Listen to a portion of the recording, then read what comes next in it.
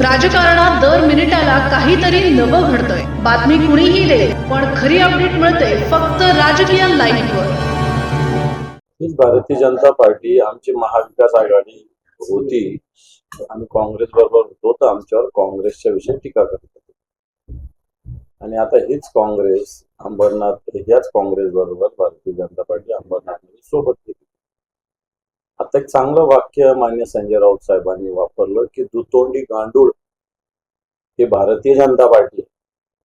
दुतोंडाचा गांडूळ कसा असतो, इकडून पण चालतो आणि इकडून पण चालतो. मला वाटतं तसं गांडूळ भारतीय जनता पार्टी, या गांडूळाचं काम भारतीय जनता पार्टी आत्ताच्या वेळेला महाराष्ट्रात काय देशात करत आहे. अकोल्यात देखील भाजपने एमआयएमशी युती केल्याचं पाहायला मिळते. म्हणजे बटेंगे कटेंगेचा नारा त्याच भाजपने दिला होता. आता ते एमआयएमशी युती अकोटमध्ये तसं झाल्याची माहिती माझ्याकडे, मीरा भाईंदर मध्ये सुद्धा तसं झाल्याची माहिती आहे. त्याच्यामुळं दुसऱ्यांना मी आता काल बोललो ना की आमच्या सोबत आलेले मुसलमान नापाक आणि त्यांच्या सोबत आलेले पाक, तेच आता एमआयएमवर टीका टिप्पणी करत होते, ओवेसीवर टीका टिप्पणी करत होते.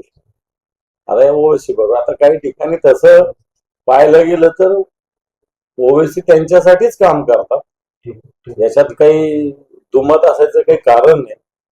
परंतु आता उघड सोबत काम करायला त्यांनी सुरुवात केलेली हे अकोट मीरा भाईंदर याच्यावर दिसायला लागलं.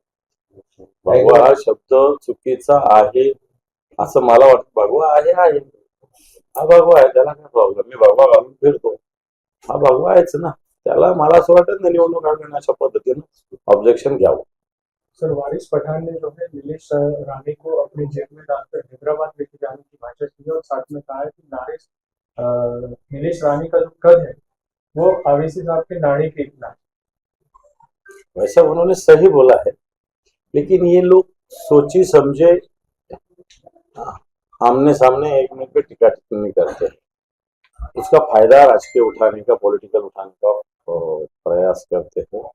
मैं समझता हूँ नीलेश राणे हो, वारिस पठान हो, दोनों एक ही जैसे. और ये दोनों पार्टियां भी एक दोनों के साथ कैसा आने का, इस प्रकार की अभी शुरू होगा ये काम. अभी धीरे धीरे लास्ट के टप्पे में ये काम एमआईएम से भी शुरू होगा और बीजेपी से शुरू होगा. लोगों को गुमराह बनाने का काम वारिस पठान भी कुछ करता नहीं और नीलेश राणे भी कुछ करता नहीं, सिर्फ बातें करते. सर, पृथ्वीराज चौहान ने एक स्टेटमेंट दिया है कि अमेरिका में जिस तरीके से वेनेजुएला पे मिलिट्री अटैक किया है, भारत में वो अटैक कब होगा और ट्रम्प मोदी को कब किडनैप करेगा. अच्छी बात कही है, लेकिन उसके बारे में मैं कुछ कहूंगा नहीं. ठीक है, मोदी जिस प्रकार अभी राजनीति चल रही है वो समय आएगा, लेकिन उसको अमेरिका की जरूरत नहीं, हिंदुस्तान की जनता सक्षम है उसके लिए, ऐसा मैं समझता हूँ. क्योंकि मैं पृथ्वीराज जी जैसा स्टेटमेंट नहीं दूंगा. अमेरिका हमारी जनता सक्षम है. राजकीय घडामोडींचा सर्वात वेगवान अपडेट फक्त इथेच राजकीय लाईव्हवर.